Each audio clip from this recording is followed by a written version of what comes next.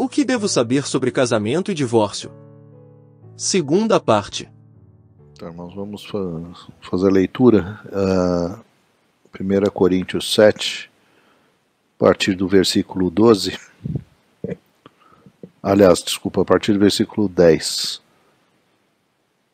Todavia, aos casados mando, não eu, mas o Senhor, que a mulher se não aparte do marido.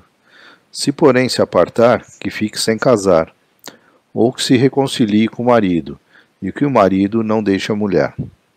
Mas aos outros digo eu, não o Senhor, se algum irmão tem mulher descrente, e ela consente em habitar com ele, não a deixe.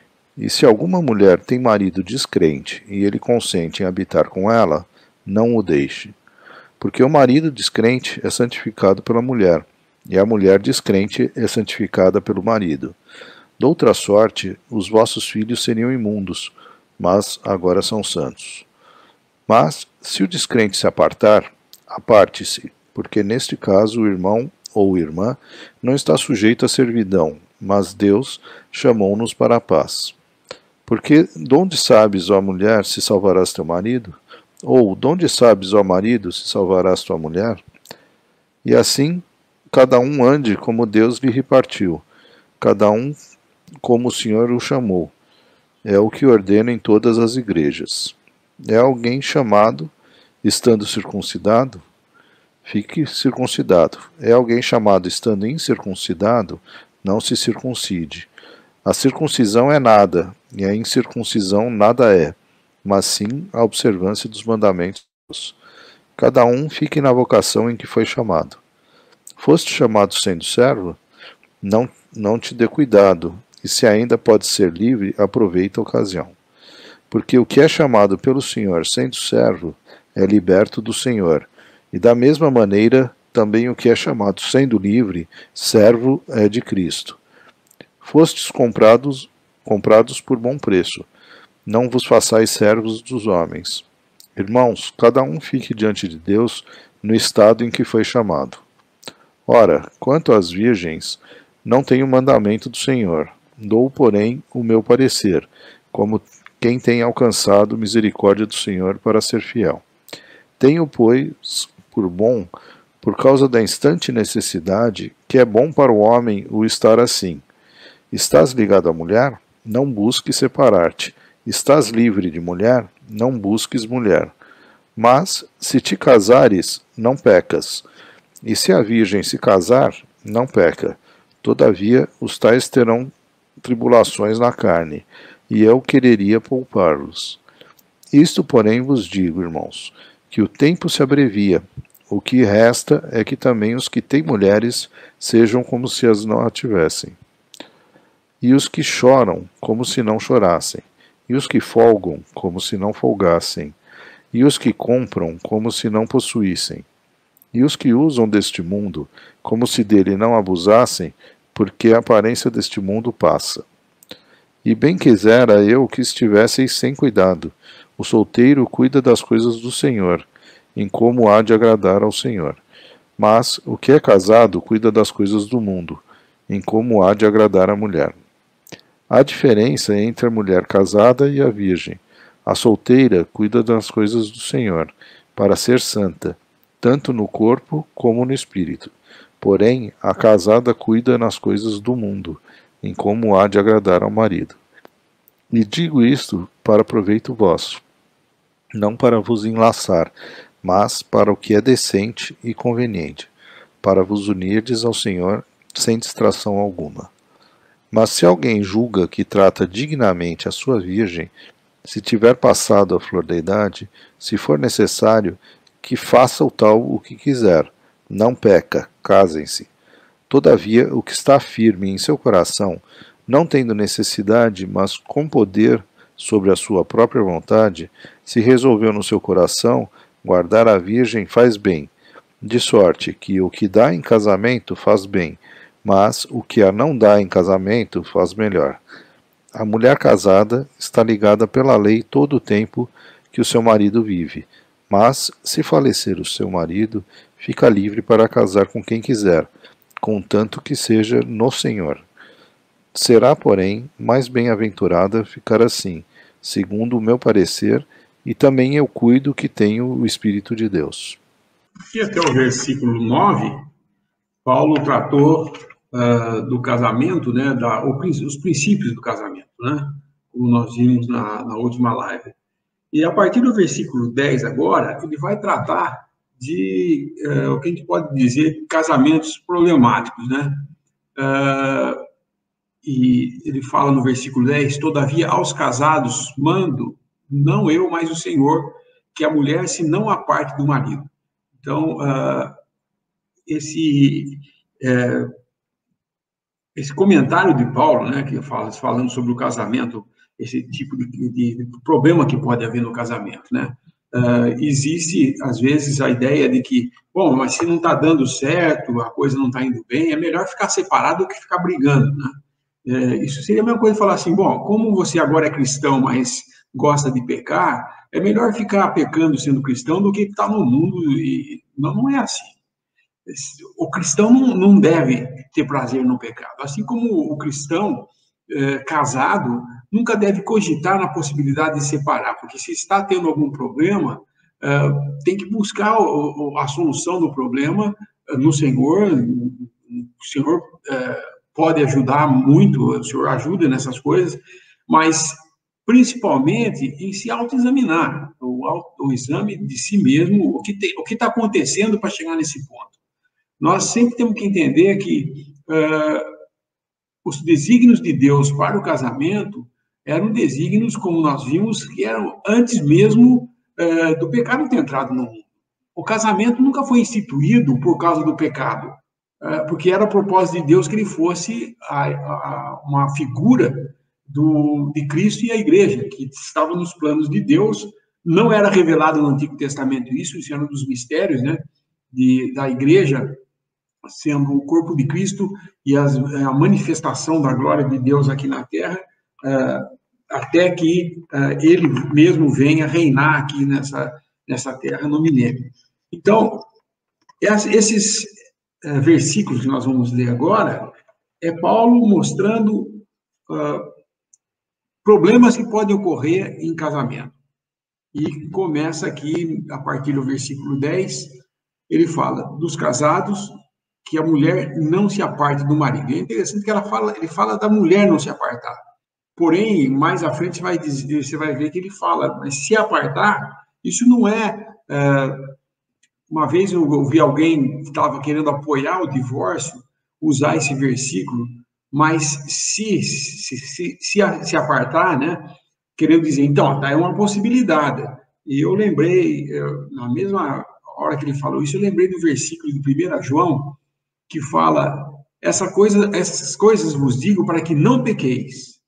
Se pecar, isso não é uma condição, assim, falar, olha, mas se pecar, né, como se fosse uma consequência, pode pecar, porque se pecar, você pode confessar e está tudo bem. Não é isso. Esse se pecar é por causa da ruindade do homem que acontece, não porque é o plano de Deus. E a mesma coisa é na separação. Se separar, não é o propósito de Deus, está errado. Porém, se fizer isso, a condição, não se case de novo. Se um casal está vivendo com problemas e chega um ponto em que não vai viver mais junto, cada um se separe. Porém, não pode se casar. Nenhum deles pode casar de novo.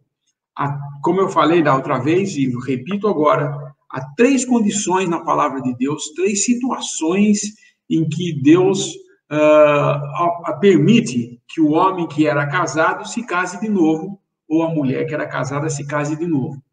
O primeiro deles é no caso da morte, se um deles morre, o outro está livre para casar.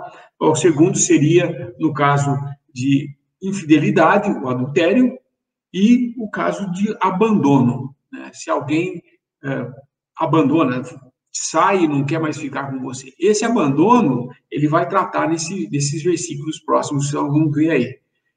Porém, quando não existe abandono de nenhuma parte, o que existe é os dois não conseguem viver juntos e querem se separar de livre e espontânea vontade, os dois entram em acordo para se separar, não podem casar de novo. Não devem casar de novo. porque, como nós vimos, é adultério. O que se casa com aquela que se separou, né, também comete o adultério. Então, tem muita coisa para a gente aprender sobre isso. O mundo hoje está num modo que estão vivendo junto, isso é uma união estável, estão fazendo várias coisas de ter mais de uma esposa. Então, a moral humana hoje está um pouquinho aquém do que a palavra de Deus ensinava. Eles, os mais liberais nesse assunto, acham que é eles que estão evoluindo e que a palavra de Deus que é arcaica e antiga e fora de moda, entendeu? Mas é o que vai prevalecer no futuro, é a palavra de Deus. A moda passa. As manias, os costumes, esses todos um dia vão acabar, mas a palavra de Deus permanece. Então nós devemos nos deter na palavra de Deus e não ficar tentando resolver nossos problemas de casamento usando psicologia humana ou entendimento humano das coisas, em que muitas vezes chegam até a ter que adulterar a palavra de Deus para encaixar nos seus pensamentos. Como nós vemos claramente sendo acontecido hoje, pastores permitindo coisas que são totalmente contra a palavra que eles um dia professaram que criam. Então, a gente poderia enumerar aí coisas que estão fazendo, mas que não cabe aqui agora nós enumerarmos isso. Apenas ficarmos na palavra de Deus e aprender o que ela tem para nos ensinar. Versículo 11, né?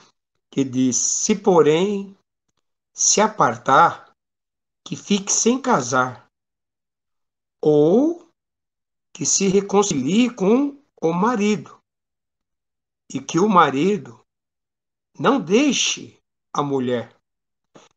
Então, tem uma condição aqui também, né? Que se, porém, se apartar, não é para se casar de novo. Não é? Não. O problema o Senhor deseja sempre a reconciliação. Nunca o se apartar. Não, jamais. O Senhor, ele abomina o divórcio. Como o irmão Lineu falou na outra live, da carta de divórcio que o Senhor fala nos evangelhos,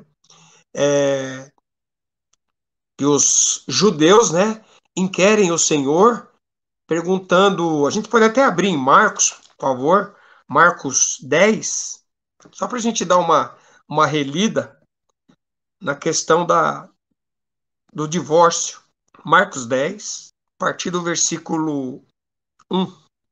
E levantando-se dali, foi para os termos da Judéia, além do Jordão, e a multidão se reuniu em torno dele, e tornou a ensiná-los como tinha por costume. Aproximando-se dele, os fariseus perguntaram-lhe, tentando-o: é lícito ao homem repudiar sua mulher? Mas ele, respondendo, disse-lhe: que vos mandou Moisés? E eles disseram: Moisés permitiu escrever carta de divórcio e repudiar. E Jesus, respondendo, disse-lhe: pela dureza dos vossos corações, vos deixou ele escrito esse mandamento. Porém, desde o princípio da criação, Deus os fez macho e fêmea. Por isso deixará o homem a seu pai, sua mãe, e unir-se-á a sua mulher, e serão os dois uma só carne. E assim já não serão dois, mas uma só carne. Portanto, o que Deus ajuntou, não separe o homem. E em casa tornaram os discípulos a interrogá-lo acerca disso mesmo. E ele lhes disse: qualquer que deixar sua mulher e casar com outra, adultera contra ela. E se a mulher deixar o marido e casar com outro, adultera. Então, eu só reli isso aqui, o irmão já tinha lido em Mateus semana passada, só para lembrar, né, que o que o Senhor propõe nos evangelhos é uma só carne. É uma só carne. O casamento cristão, ele tem que ter Cristo no meio. Porque, na verdade, quando fala uma só carne, é para eu entender a carne da minha esposa e ela entender a minha. E a gente tentar chegar com o Senhor no meio do casamento. O Senhor entre nós. Porque a nossa carne, por natureza, ela é má. Ela é má. Ela é muito má. Então, agora, se for um casamento para ser duas carnes, que casamento vai ser esse? Então, deixará o homem pai e mãe e se tornará uma só carne. Uma só carne já é difícil. Por quê? É ter o mesmo pensamento, ter os mesmos propósitos. Mas só dá para ter os mesmos propósitos, o mesmo pensamento, quando o Senhor está no meio. Eu falo isso por experiência, irmãos.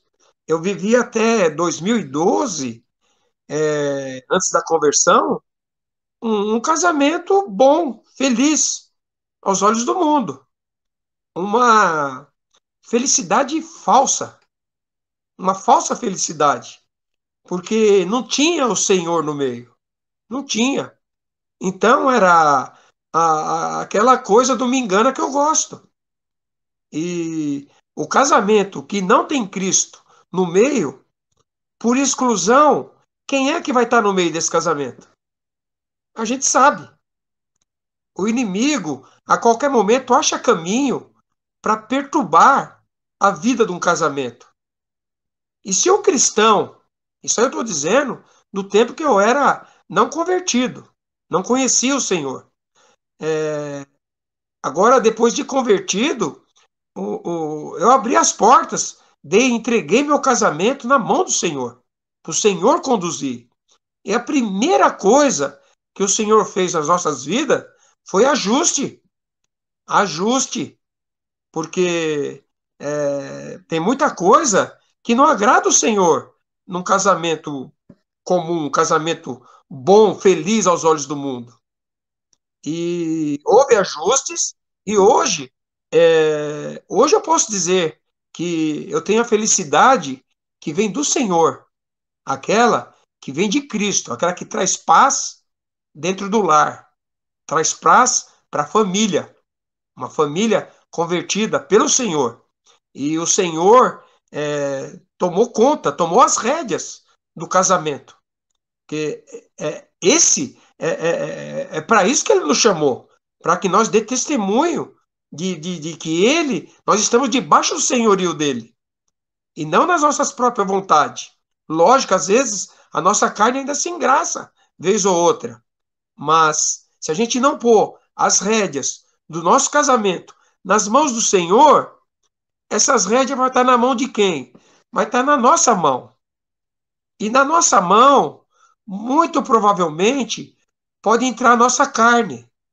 E quando entra a nossa carne, é o ponto onde o inimigo acha caminho para trazer perturbação no lar.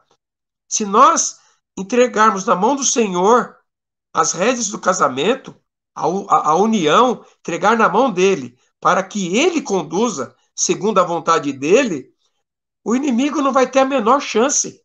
Não terá a menor chance. Porque é o Senhor que está conduzindo. E ele conduz segundo a vontade dele.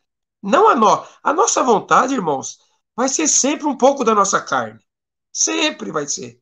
Paulo até, mais para frente aí, vai falar que ele pede para que ao jovem ser como ele é. Que ele está tentando poupar das angústias que vem na carne.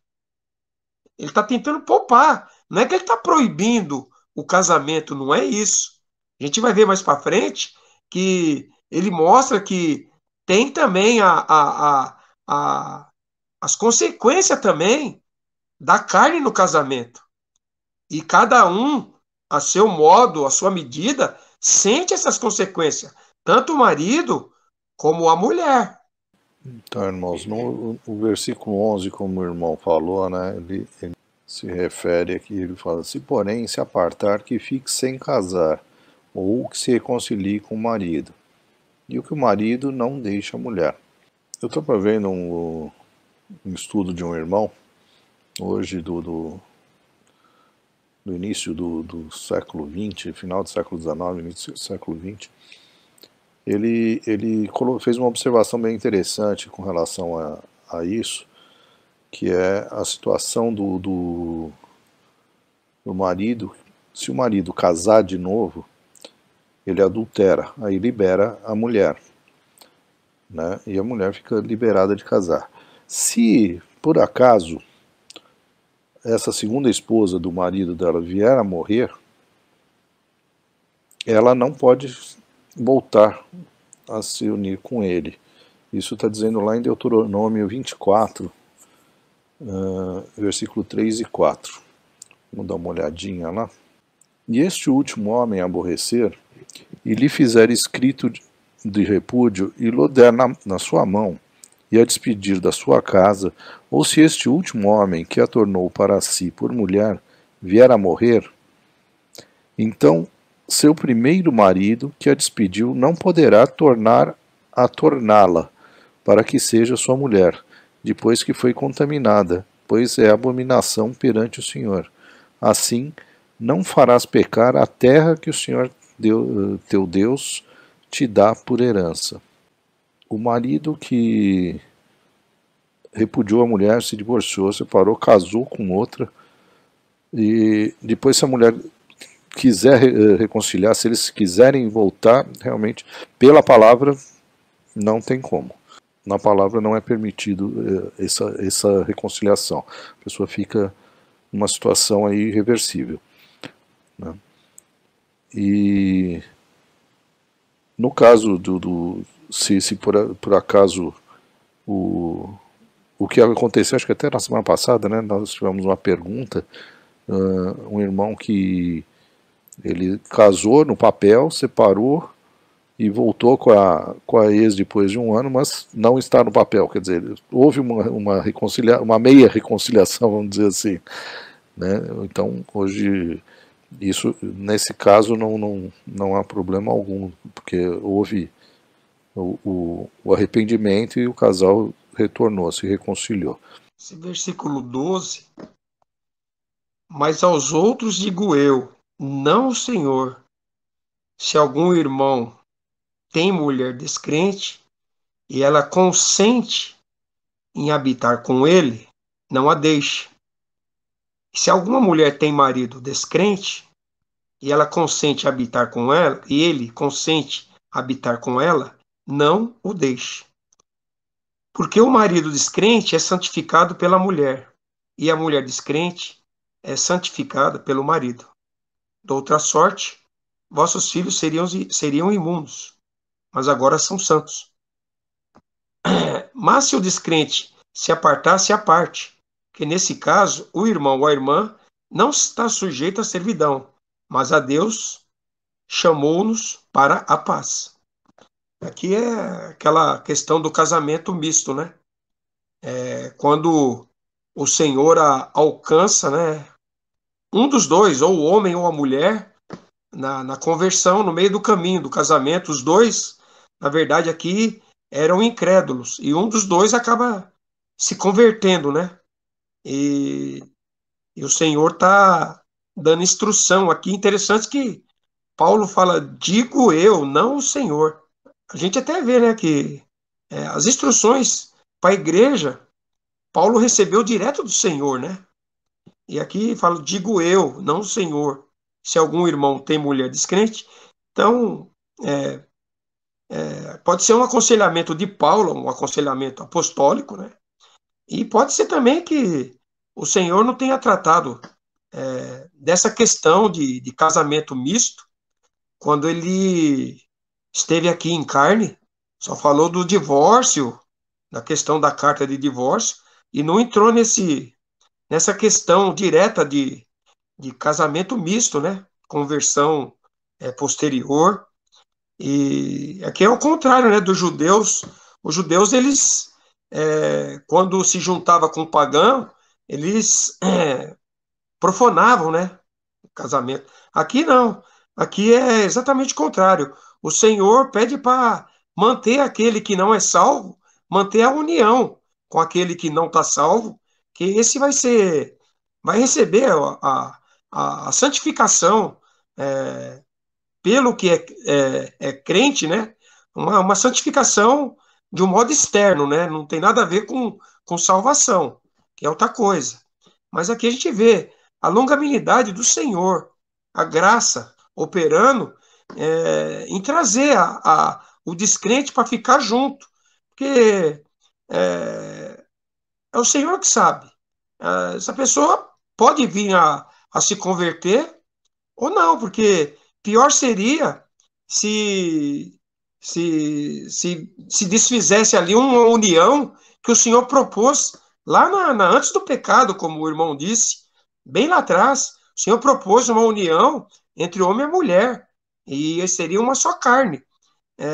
E a gente vê aqui a confirmação disso, mesmo sendo um dos dois incrédulo. E a confirmação que o Senhor está dando aqui de manter como foi no princípio, uma só carne. Isso é importante a gente frisar, quando ele fala digo, aos outros digo, esses outros aqui são esses casamentos mistos, né? Porque nós temos que entender o que é o casamento misto. Muitos confundem e falam, mas não, Deus permite que um incrédulo se case, um crente case com um incrédulo. Porque está falando aqui, se alguém tem uma mulher descrente. A questão aqui, ele não está falando de alguém que, sendo cristão, solteiro, foi atrás de casar com um incrédulo. Não é isso que ele está falando. Ele está falando de um casal onde um é crente. Isso porque os dois casaram sendo incrédulos e um deles se converteu. Então, essa é uma situação de casamento onde um se converte. É isso que ele está tratando aqui. Porque ele não está falando de desobediência à palavra de Deus, de alguém sair lá fora e buscar um incrédulo para casar e de achar que vai santificar ele. Mesmo porque a santificação aqui, como o irmão falou, não tem nada a ver com salvação. E nem quer dizer que ele vai ser alguma coisa especial. Essa santificação, nós temos que entender. Na palavra de Deus fala da santificação em 3 aspectos. A santificação absoluta. A santificação absoluta ocorre no novo nascimento. Ou quando, depois de nascer de novo, nós ouvimos o Evangelho e, crendo no Evangelho, somos salvos. Quando nascemos de novo, Deus nos separou para eles. Porque, na realidade, santificação é separação para um propósito único, para uma coisa que está proposta. Então, Deus, quando alguém nasce de novo pelo poder de Deus, do Espírito Santo, da palavra aplicada pelo Espírito Santo, Deus separa essa pessoa para ele. E quando ele está apto a ouvir o Evangelho e crer no Evangelho, ele então agora está separado para Deus, para servir a Deus agora. Ele é agora separado, é santo. Por isso que Paulo fala aos santos em Coríntios. Que santos são esses? Alguns que andavam com uma auréola de ouro, assim, luminosa na cabeça? Não, eles não eram pessoas especiais, que andaram, sabe como eles fazem, né, no catolicismo, o santo é alguém que teve uma vida exemplar, que fez milagres em vida, e provado que foi milagre. Não é isso. Santo é separado para Deus. E então, isso ocorre uma vez só. A santificação absoluta ocorre uma só vez. Quando você, nascendo de novo, crê no Evangelho, você agora é santificado, separado para Deus. A santificação progressiva ou prática é a santificação do dia a dia, é o resultado do crente exercitando-se em seu estado moral e espiritual para servir a Deus. Isso é diariamente. Então, um cristão, ele tem a sua santificação prática no dia a dia, confessando seus pecados, examinando-se a si mesmo, buscando na palavra de Deus aprender mais, orando ao Senhor, tendo comunhão com Deus. Ele está exercitando a sua santificação prática, ou progressiva, como alguns dizem. E existe essa santificação que ele está falando aqui, nesse versículo 14, porque o marido descrente é santificado pela mulher. Esse santificado é uma santificação provisória, ou uma santificação relativa. ele está santificado por causa da mulher santa. Então, ele participa das bênçãos de alguém que é separado para Deus, porque ele está vivendo com essa pessoa, e ele consente em viver com ela. Então, ele é abençoado nesse sentido. Mas isso está longe de dizer que ela vai transmitir para ele salvação com a sua santificação. Não é assim que funciona, porque nós bem sabemos que não o mal nunca é santificado pela presença do bem, mas e o bem pode se, alguém que é santo, ele pode se contaminar com as coisas do mundo, sim. Então não existe essa ideia de que porque eu sou santo, quando eu entrar tudo vai ficar santo, o que eu tocar fica santo. Não é assim. Ao contrário, né? Nós bem sabemos que é bem ao contrário. Aquilo que é vil, que é pecado, se nós temos contato, nós nos contaminamos. O único que não acontecia isso foi com o Senhor Jesus, que podia curar um leproso tocando nele. Ninguém presta atenção nesse detalhe. Se um sacerdote, que fosse Arão, o sacerdote, ou um de seus filhos, se ele tocasse no morto, ele não podia exercer o sacerdócio. Por uma semana ele tinha que ficar se purificando da contaminação que ele teve. Mas o Senhor Jesus tocava. Ele tocava nas pessoas e não se contaminava. Por quê? Porque nele não tinha nada com o pecado. E nós temos. Nós temos a carne. Então nós somos contamináveis. Nós estamos num corpo corruptível. E o Senhor Jesus não, ele tinha um corpo santo, ele era o santo que veio de Deus. Então, essa santificação relativa é por associação. Ele está associado com uma pessoa que é santa e ele mantém santo. Então, nesse caso aqui, se tem um casal onde um deles se converte e o outro concorda em ficar habitando, continue junto, porque ele vai ser santificado. Ela não deve rejeitar, não, ele é incrédulo, não quero mais saber dele. Não, ela deve ficar com ele. E vice-versa, ele deve ficar com ela, se é ele que é o crente e ela é incrédula, né? E havendo, então, concordância em habitar, não deixe. Mas, se ele não quiser, vamos supor, o incrédulo, a parte incrédula não quer, não, eu não quero viver com esse cristão, e o abandona, ela está livre para se casar de novo. Esse é o abandono que eu falei, que é uma das 3 causas, né? A morte, adultério ou abandono. Um incrédulo abandonando a sua parceira, que é crente, ou vice-versa. Porém, prestem atenção, quando no versículo 10 e 11 está falando de um casal de cristãos, e existe um problema em que leva-os a se separarem. Se separar, não pode casar de novo. Não é que nem no caso do incrédulo e um cristão, se o incrédulo abandonar, ela está livre para se casar de novo. Nos 2 cristãos, não tem jeito de abandonar. Não tem jeito de abandonar. Entendeu? Não existe abandono. Eu não tenho jeito de abandonar minha esposa, eu não quero mais viver. Se eu deixar ela, vamos supor, sou um marido cruel, costumo fisicamente abusar, bater nela, maltratar, e ela não consegue mais viver assim. Se ela se apartar, ela não vai casar de novo. E nem ele. Mas se depois eu vejo o que eu fiz, eu me arrependo, porque eu estou falando de cristãos, hein? Os 2 são cristãos. Eu me arrependo, tudo, pode haver reconciliação. Do contrário, se ela era abusada, batia nela, machucava, e ela sai e casa com outro, ela cometeu adultério. E ele está livre para casar. Mas não é assim que funciona. Deus não permite que nenhum dos 2 case. Agora, se eu me arrependo de ter feito isso, eu posso reconciliar. Mas se ela tiver casada de novo, como é que eu vou reconciliar? Não tem mais caminho de volta. Seria uma impossível reconciliação. E como nós já falamos aqui, Deus quer sempre que haja conciliação.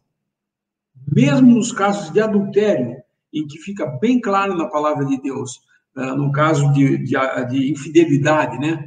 Fica bem claro na palavra de Deus que o outro está livre, se houve adultério. Mesmo assim, Deus quer ver se houve arrependimento da outra parte, Eu não estou falando que um cristão tem que ficar com uma mulher infiel e vice-versa, a mulher ficar com um marido infiel porque são cristãos. Não. Se está nessa prática e não quer abandonar, eu posso, uma vez que está mostrado e declarado que é uma infidelidade, eu posso estar livre dela e falar, não, eu não quero mais viver com ela e eu estou livre para casar com outra. São todos casos que nós estamos vendo aqui, que é resultado da dureza do coração do homem. Tá? Tudo isso aqui é resultado da dureza do coração do homem. Porque o plano de Deus era deixará o homem, seu pai e sua mãe, se unirá a mulher, e serão os dois uma só carne. E o que Deus uniu, não separe o homem. Esse era o propósito de Deus. Continua sendo hoje também, apesar do homem. Apesar do homem. Deus nunca vai... Se nós negarmos, ele não nos negará. Mas tem uma coisa, se nós formos infiéis, ele não será infiel conosco. Nunca.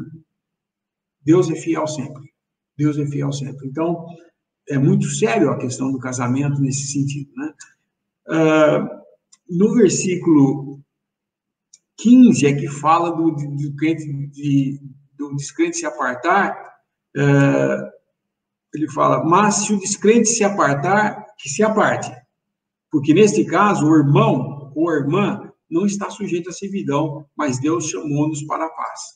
Então, se quiser apartar, se aparte, mas ela está livre, ela não está mais sujeita a essa servidão do casamento. Entendeu? É como se ele tivesse morrido, né? E assim, cada um, versículo 17, ande como Deus lhe repartiu. Cada um como o Senhor chamou. É o que ordena em todas as igrejas.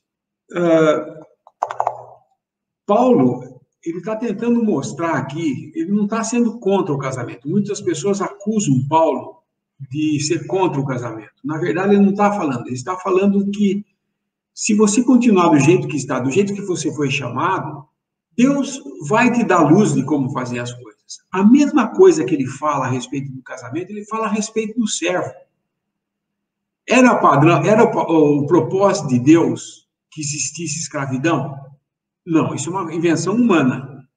Homens ser comprados e vendidos como mercadoria para servir, isso é invenção humana. Mas nós vemos que Paulo, em nenhum momento em suas cartas, incita qualquer cristão a se revoltar contra seu patrão, contra o seu senhor.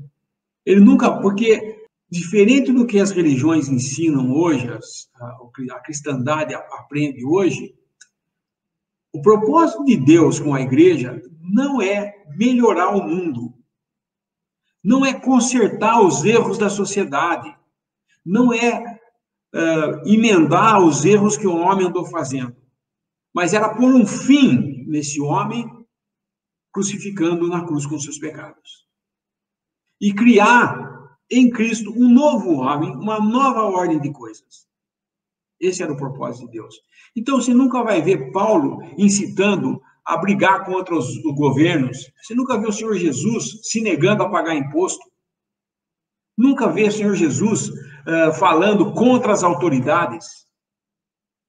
Falando, a autoridade só serve para matar cristão. Não se vê isso. Por quê? Eles estavam cheios disso. Tinha bastante disso. Paulo está indo em cadeias em Roma e nunca falou mal dos romanos. Nem incitou a que houvesse uma revolta dentro da cadeia para que ele fosse solto. Ou que fizesse um abaixo-assinado, greve de fome que eles faziam, né? Parava de comer até quase morrer, daí então vamos diminuir a pena. Nada disso. Ele enxergava tudo como vindo das mãos de Deus. Ele estando preso, algemado, acorrentado a um soldado romano, ele falava, eu, servo de Jesus Cristo, prisioneiro de Jesus Cristo. Mas ele sabia que era o propósito de Deus em todas as coisas, que ele servisse a Deus. Por isso o casamento, para ele achava que era um empecilho para servir em toda a sua capacidade. E é isso que ele está querendo mostrar aqui para os homens, para os cristãos. Você quer servir a Deus?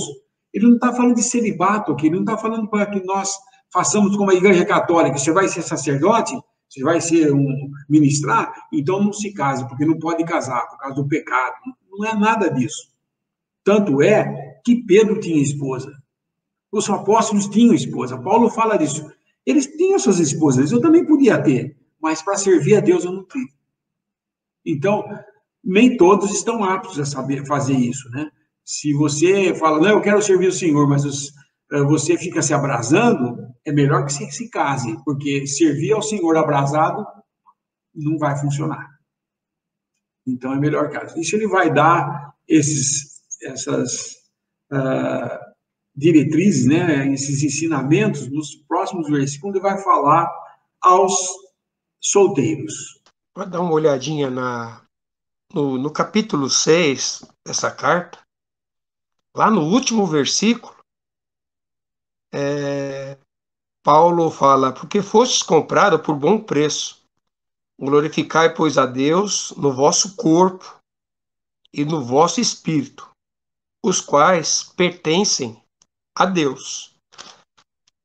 E nesse capítulo que fala exatamente de casamento, no versículo 21, ele volta a falar a mesma coisa.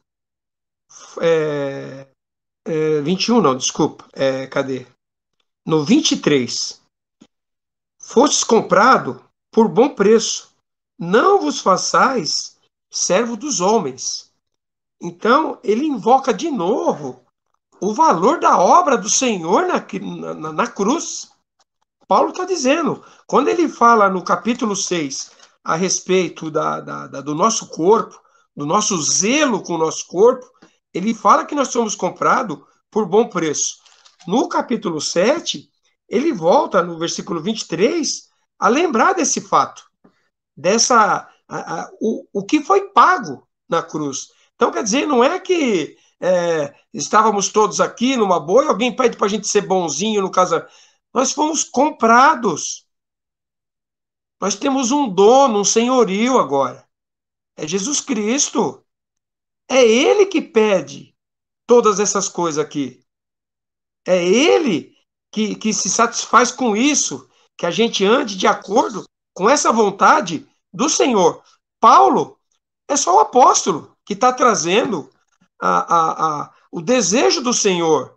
Por isso que ele pede aqui, ó, que o marido não deixe a mulher, se a mulher deixar o marido, que não se case. O Senhor está colocando aqui de uma maneira, porque depois lá em Efésios, a gente vai ver essa configuração de marido e mulher com Cristo e a igreja, a união. Aí ele fala desse, fostes comprado por bom preço, não vos façais servo dos homens. Ou seja, nós podemos ser servo dos homens, ser servo da nossa carne, desejo. Ser servo dos desejos. Porque o casamento pode cair numa servidão mesmo dos prazeres, das coisas que até entre os gentios causa espanto. Pode. Basta dar ocasião para a carne. Nós temos que lembrar, quando o Senhor assume nosso lugar naquela cruz, nos substitui, Ele está nos substituindo para nós dar um testemunho daquilo que nós, para aquilo que nós somos chamados. Não para dar um testemunho do que nós éramos antes. Não é isso. É para a gente dar um testemunho para aquilo que nós somos chamados, para glorificar a Cristo. Não glorificar a nossa vontade, os nossos prazeres, a nossa carne. Não é isso. Se a gente colocar na balança o sofrimento do Senhor Jesus Cristo na cruz, por cada um de nós, por cada pecado nosso, se a gente lembrar, quando a gente está prestes a cometer um novo pecado, lembrar que nós estamos, de um certo modo, aumentando a dor de Cristo, o sofrimento. Porque nós estamos pecando voluntariamente, sabendo que aquilo é pecado, não é pecado por ignorância.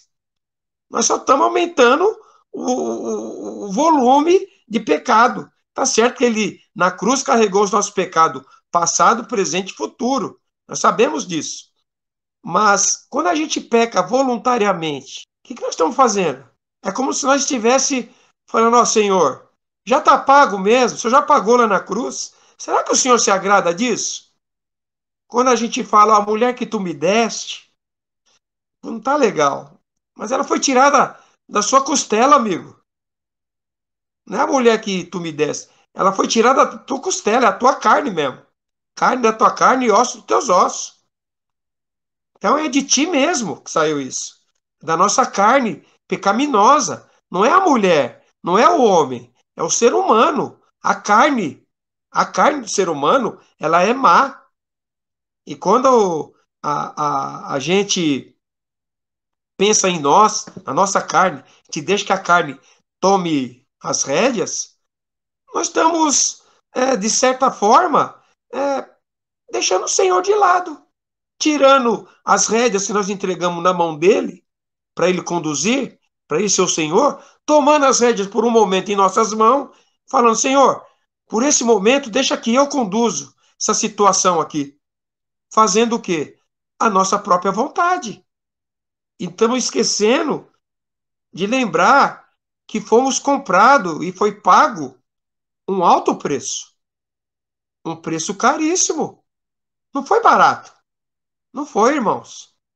Não foi barato. Muitos não se conformam da salvação por graça. Acha que tem que fazer alguma coisa, porque fala, não é possível. É muito fácil. É só eu crer? É só crer sim. É fácil para nós crermos, mas para quem pagou a dívida, não foi fácil. O preço foi preço de sangue. Foi preço caríssimo lá na cruz, irmãos. Esse versículo 29 do nosso capítulo chamou a atenção, porque isso, porém, vos digo, irmãos, que o tempo se abrevia, que resta que também os que têm mulheres sejam como se não as tivessem. Aqui Paulo dá a entender, né? Sei, posso estar equivocado, mas ele está dando uma direção aqui de, de a gente colocar o Senhor em primeiro lugar, em tudo. Então depois ele vai falar os que choram como se não chorassem, os que precisam do mundo como se não precisassem. Porque nós estamos no mundo, precisamos do mundo, precisamos de algumas coisas seculares, temos necessidade, temos as nossas esposas, temos que cuidar da nossa esposa e cuidar bem, mas diz para a gente como se não tivesse. Como se não tivesse. Porque o tempo se abrevia. O Senhor está às portas. Então, num versículo lá atrás, ele fala do preço que foi pago. E agora, ele está mostrando que o tempo se abrevia. Por que ele fala do tempo? Me leva a pensar que o tempo se refere à volta do Senhor. Nós temos orado pela volta do Senhor em família, dentro do casamento, nós temos invocado isso, nós temos desejado, dentro do âmbito familiar, orações pedindo para o Senhor voltar. Isso é interessante quando ele fala que o tempo se abrevia. Só pode ser a volta do Senhor, que nós temos que pôr em primeiro plano, que nós esperamos exatamente essa volta, esse encontro. A noiva está aqui, se aprontando. A noiva está aqui. O noivo está lá no céu. Vai haver um casamento. Nós temos que desejar que esse noivo volte logo. Eu penso que quando ele fala o tempo se abrevia aqui, está relacionado com a volta do Senhor. Versículos 25 em diante, Paulo então vai falar, ele começa, ora, quanto às virgens, ele está falando aqui das pessoas que são solteiras ainda, né?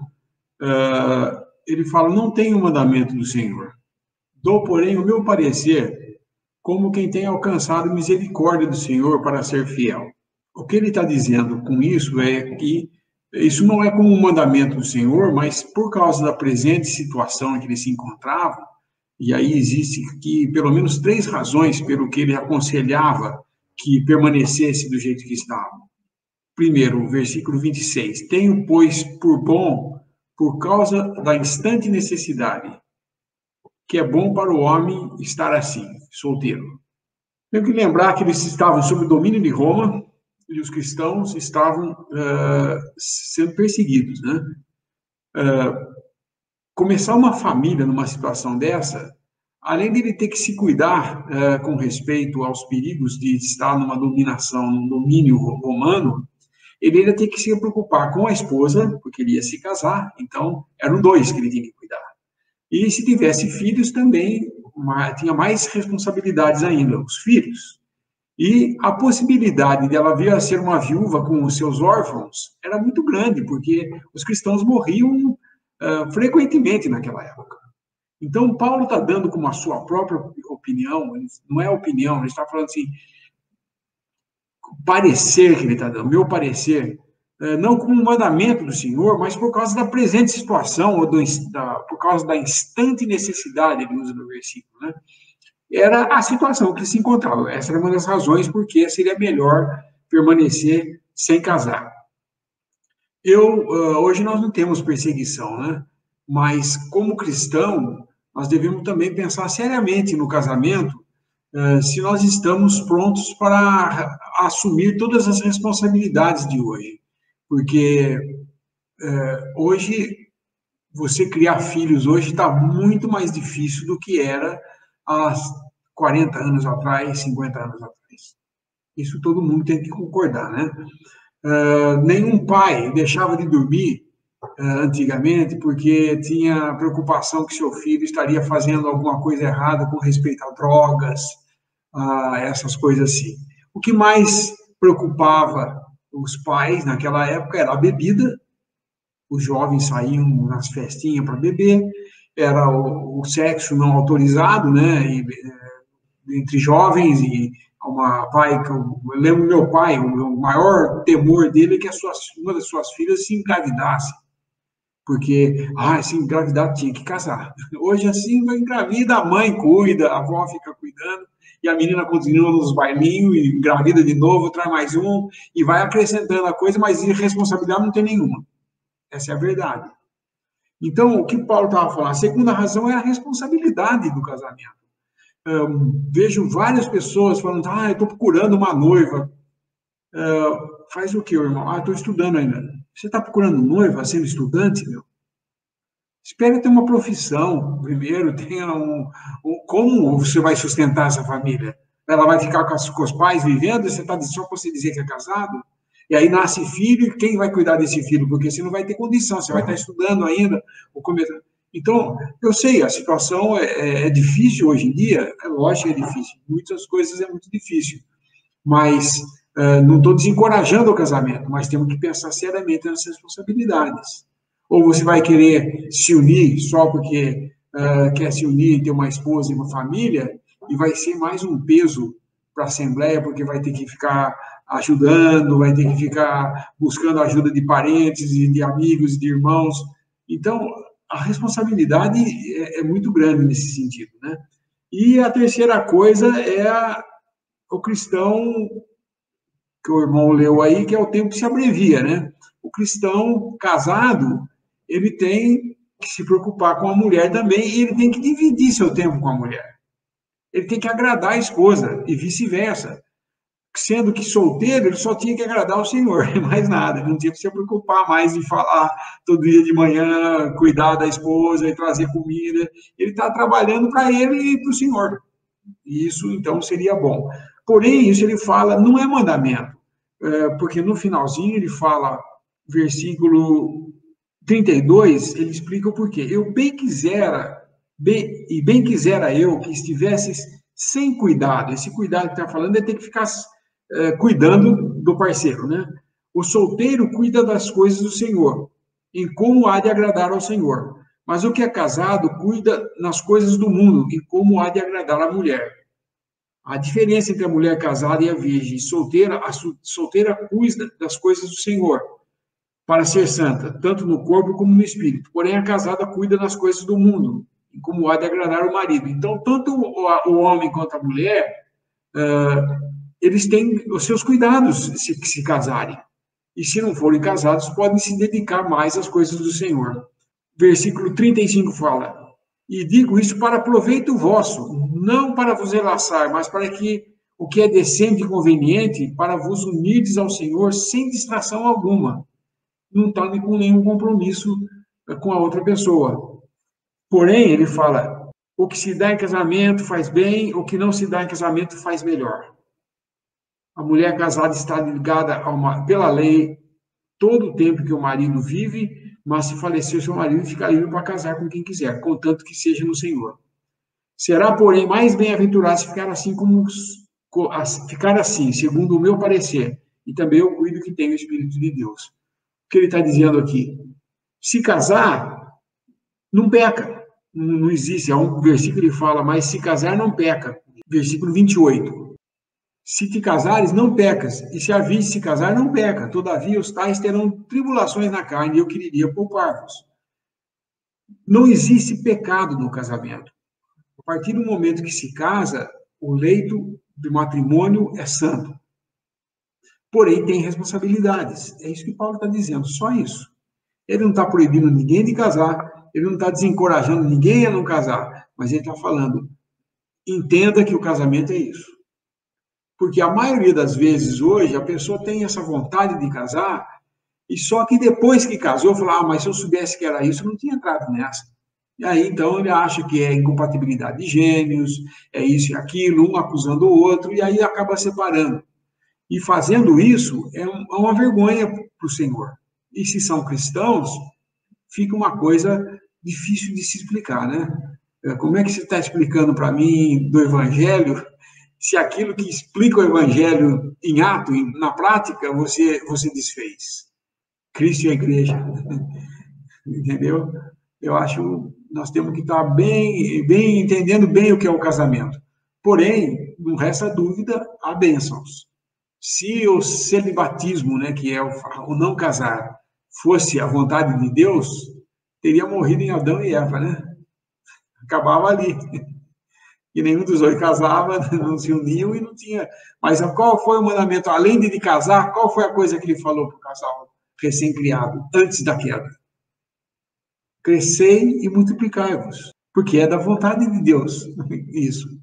Então, casar não é errado.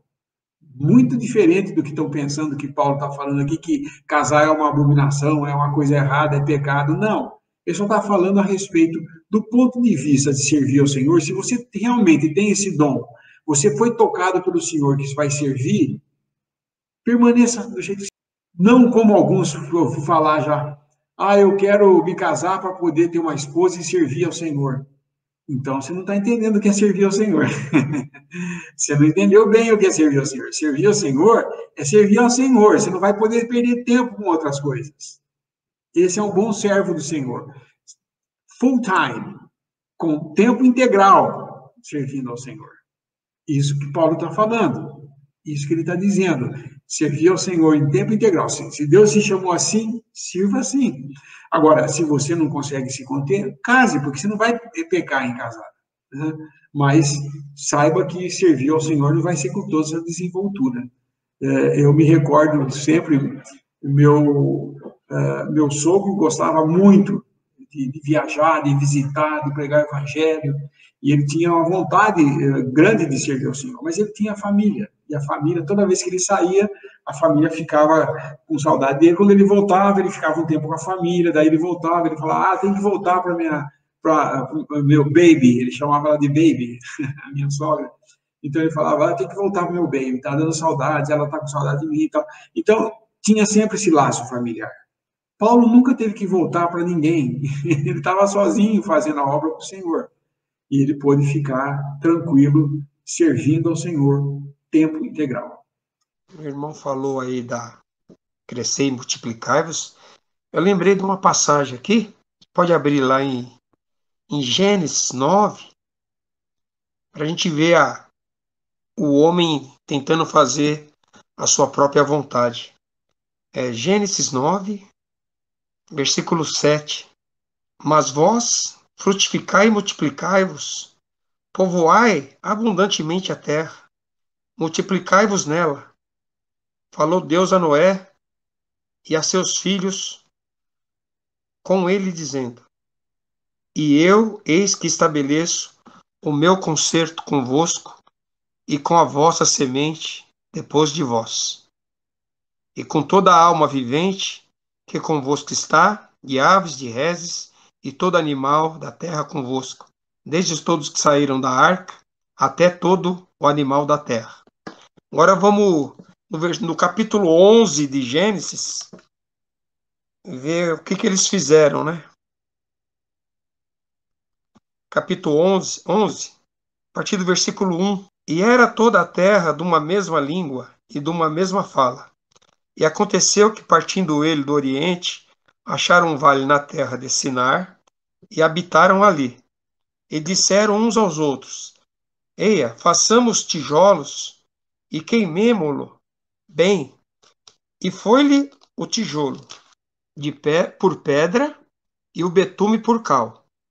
E disseram: Eia, edificamos nós uma cidade e uma torre, cujo cume toque nos céus, e façamos-nos um nome, para que não sejamos espalhados sobre a face de toda a terra. Então a gente vê que no capítulo 9 o Senhor está pedindo para eles se multiplicarem, frutificarem.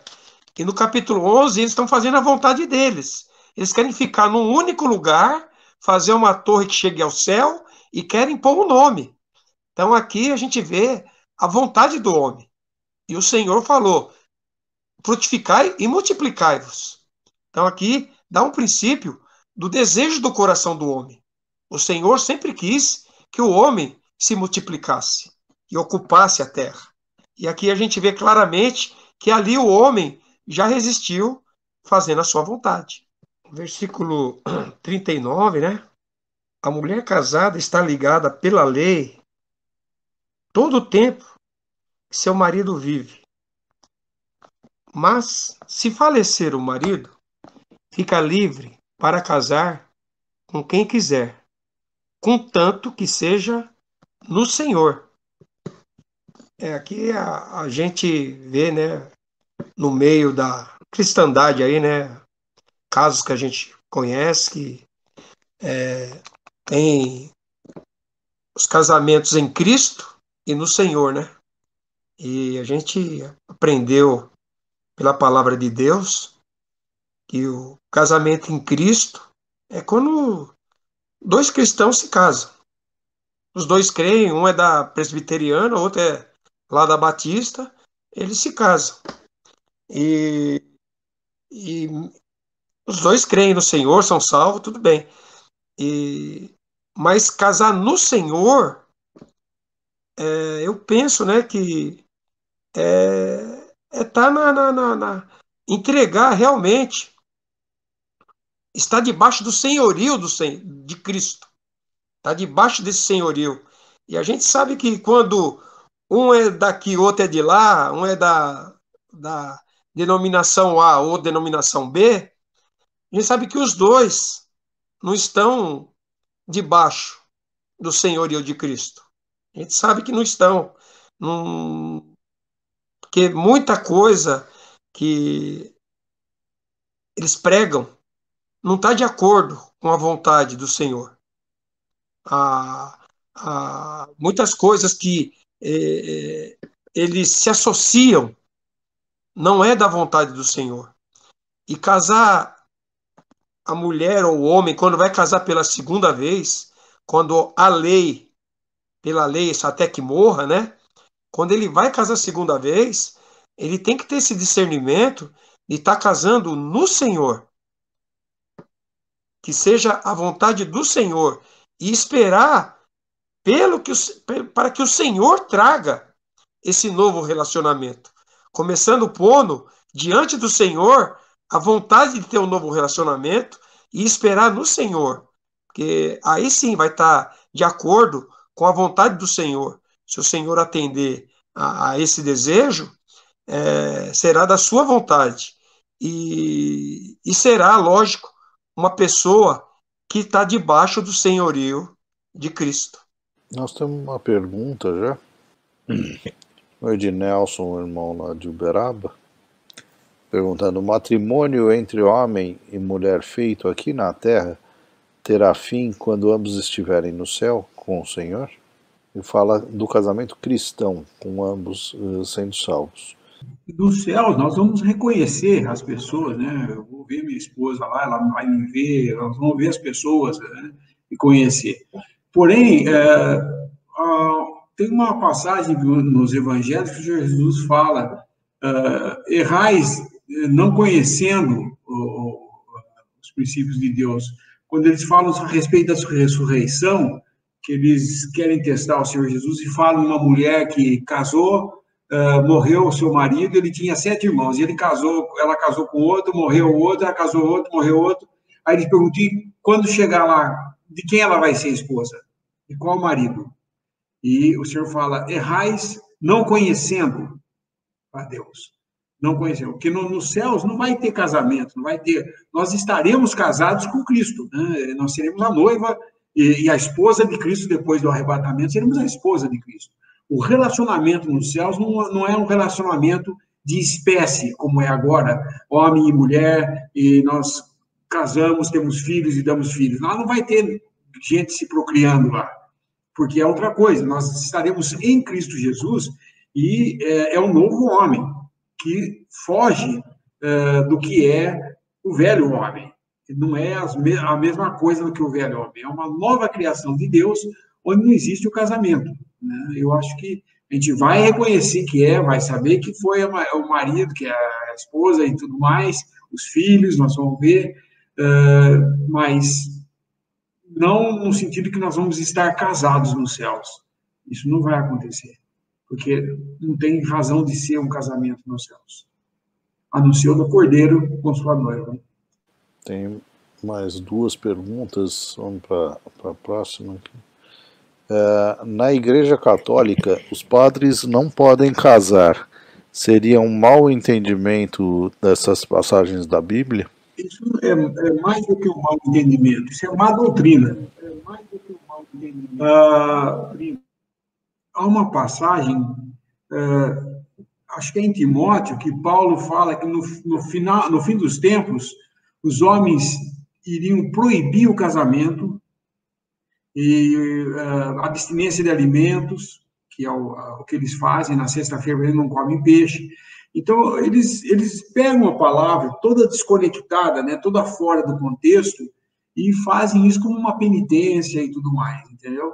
Então, o celibato, né, os ministros não podem casar, porque não pode ter pecado, porque como se o sexo fosse pecado no casamento, entendeu? E não é, a palavra de Deus mostra claramente que não é. Deus pediu para que um homem se unisse à mulher. E, como nós vemos Paulo claramente no Novo Testamento, falando lá, se alguém deseja ou busca o episcopado, né, ser bispo, pastor, né, quais eram as características que tinha que ter? Marido de uma só mulher. Isso já acaba com o celibato do catolicismo, né? Nunca leram aquilo ali que Paulo falou? Se Paulo fosse tão contra o casamento como falam por aí, por que ele ia falar que uma das coisas para ser um bispo ou um diácono era ser marido de uma só mulher? E outra, por que ser marido de uma só mulher se isso é o normal? Ninguém vai ser marido de mais do que uma mulher, porque no cristianismo não tem isso. Mas é porque naquela época muitos se converteram, que não era um se converter, o outro não. Tinha casamentos mais estranhos do que aquele. Tinha aqueles que eram casados com 2 mulheres e se converteram. Com quem ele ia ficar? Com as 2, porque não ia abandonar a outra. Só que ele não podia trabalhar na parte de administração da Assembleia, ele não podia ter participação. Entendeu? Essa é a explicação. Mas nunca o celibato foi... Aliás, já existe um movimento grande na Igreja Católica para acabar com o celibatismo, né?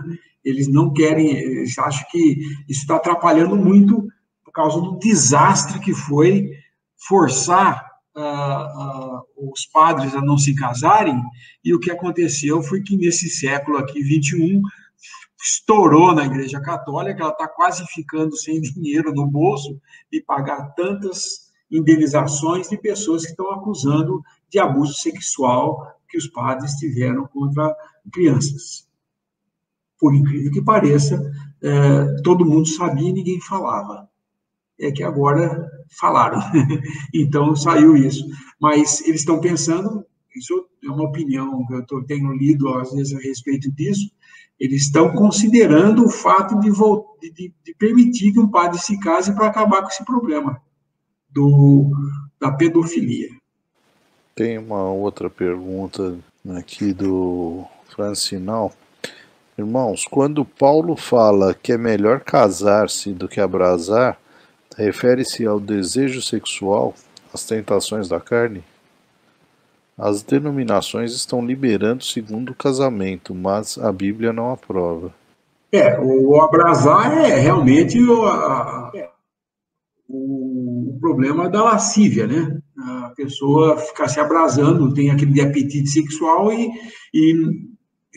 é melhor casar do que ficar, né, se abrasando nesse sentido, né? Quanto à segunda parte que você falou, a respeito do erro, né? Ponha de novo a pergunta, que eles estão permitindo o segundo casamento. A Bíblia aprova o segundo casamento em 3 situações. Se um deles morrer, o outro está livre para casar.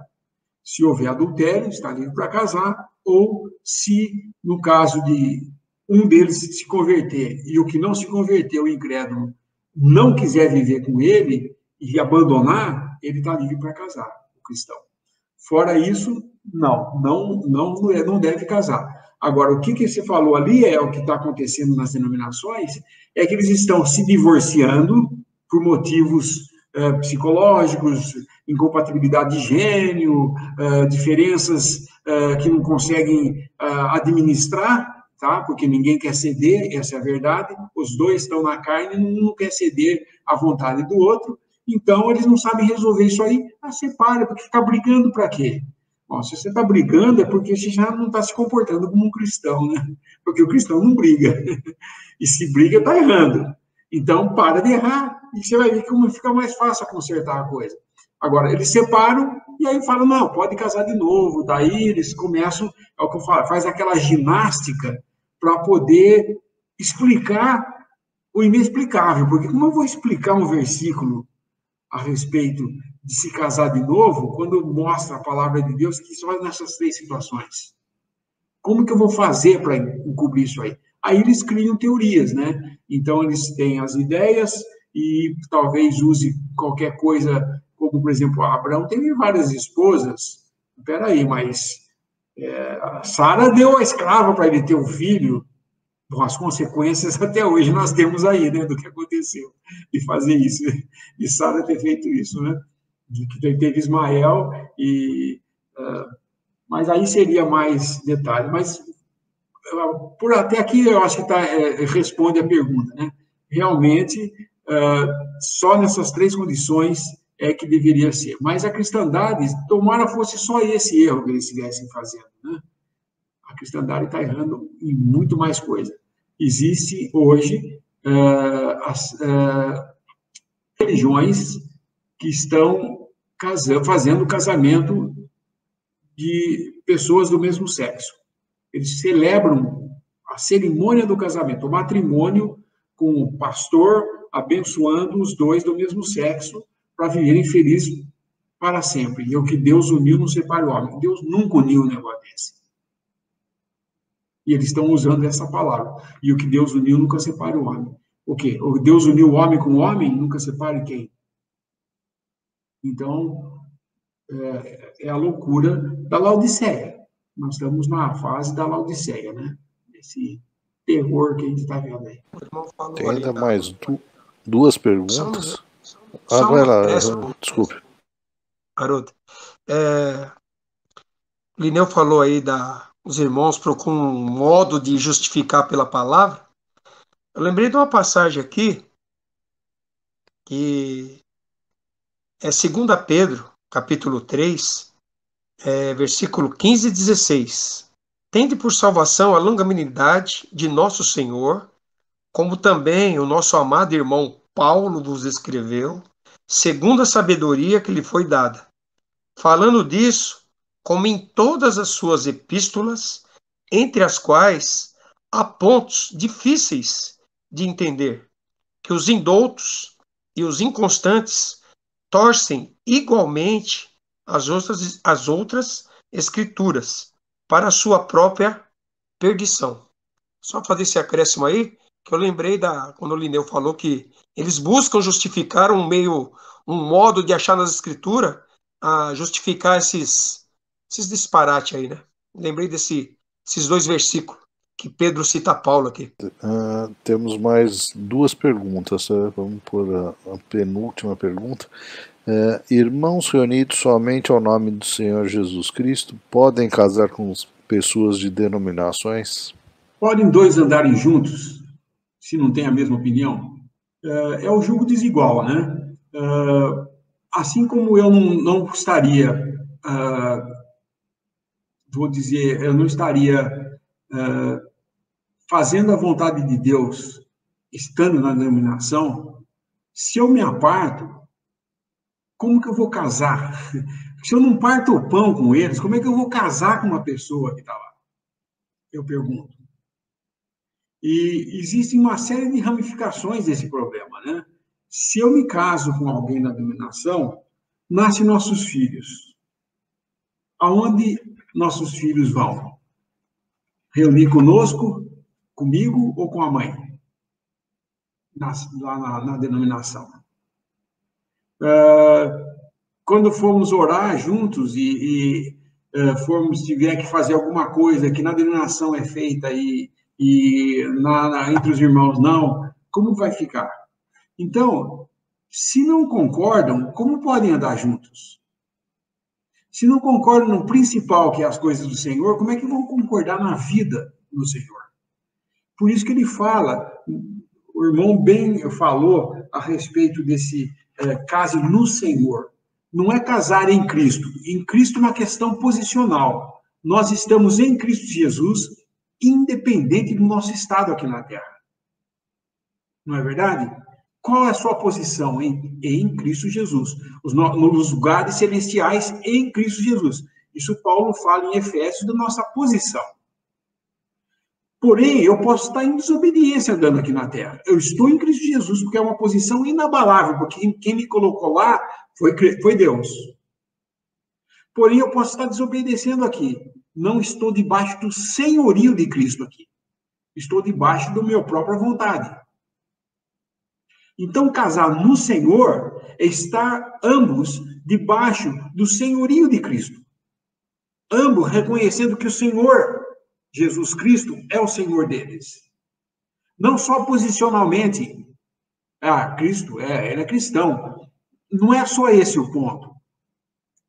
Posicionalmente, todo aquele que crê é cristão, mas um pode estar na Batista, um na Pentecostal, espalhado por aí. Não tem, isso não é, nós não vamos juntar isso aí. Mas eu posso me apartar do mal, apartar do arraial religioso. E se eu estou apartado, eu vou buscar alguém no arraial para casar, e como vai ficar? Então, nós não podemos proibir um casamento de ninguém, mesmo que queira casar com um incrédulo, case, mas você vai sofrer muito mais ainda. Vai ter problemas. É aquilo que nós podemos voltar no nosso trecho que nós estávamos lendo, de 1 Coríntios, ele fala, mas eu não estou voltando lá, porque aqui. Versículo 28. Mas, se te casares, não pecaste, e se a virgem se casar, não pecou. Todavia, estes padecerão tribulação na carne, e eu quisera poupar-vos. Então, Paulo estava falando com eles a respeito de casamento de irmãos que não tinham denominação nessa época. Era cristão mesmo. E ele já falava que queria poupar, porque eles iam padecer tribulação, ele queria poupar as tribulações. Você vai casar com um incrédulo e você está desobedecendo a Deus. Agora, você vai casar, ok, mas não é incrédulo, ele é cristão, ele está lá na presbiteriana, não tem a luz que nós temos ainda. Mas como vocês vão andar juntos se tem diferenças? Por exemplo, na escola dominical, de onde você vai levar seus filhos? lá da denominação dela ou na reunião. Então, fica um negócio dividido. E eu acho que vai aumentar mais a tribulação. Então, não deve ter julgo desigual. A palavra de Deus é clara nisso. Em 2 Coríntios, ele trata do julgo desigual. Não vos ponhais em julgo desigual com os incrédulos, e também fala nos negócios e tudo mais, porque não pode haver comunhão entre aquilo que nós um dia falamos, nós estamos nos apartando por quê, então? Só por causa do partimento do pão? Só por causa... Não, em tudo, nós somos apartados desse sistema. E eu vou buscar alguém no sistema para me casar? Então, fica um negócio meio difícil, né? Todavia, se casar, vai ter tribulação. Mais ainda do que o normal. Só para complementar, aí é 2 Coríntios 6,14, né, que fala: não vos prendais a um jugo desigual com os infiéis, porque que sociedade tem a justiça com a injustiça? E que comunhão tem a luz com as trevas? E que concórdia há entre Cristo e Belial? Ou que parte tem o fiel com o infiel? E que consenso tem o templo de Deus com os ídolos? Até aí já diz tudo a respeito, né, irmãos? Vamos para a última pergunta. Paulo, em Atos, disse: se crer, será salvo tu e tua casa. Mas ele disse em Corinto: donde sabe salvará o marido a mulher, ou a mulher o marido. Como é esta questão? A palavra salvação na Bíblia, toda vez que a gente lê sobre salvação, nós pensamos na salvação da alma, né? E o irmão Kelly fala sobre isso. A maior parte das vezes em que está falando de salvação na palavra de Deus, principalmente no Novo Testamento, não é da salvação da alma, é a salvação do corpo, do presente momento. Salvação dos perigos, salvação de doenças, é libertação dessas coisas, entendeu? O que ele fala em Atos, crê no Senhor Jesus será salvo tu e a tua casa, crê no Senhor Jesus será salvo tu e a tua casa. Agora, o que ele está falando aqui em Coríntios é que a mulher, estando casada com o marido se salva ou é santificado pela convivência com ela. E se você se separa, como é que você sabe se ele vai ser salvo ou não? Como você pode saber que você vai se juntar a uma pessoa incrédula? Como é que você sabe se ele vai se salvar ou não? Se você vai salvar ele ou não?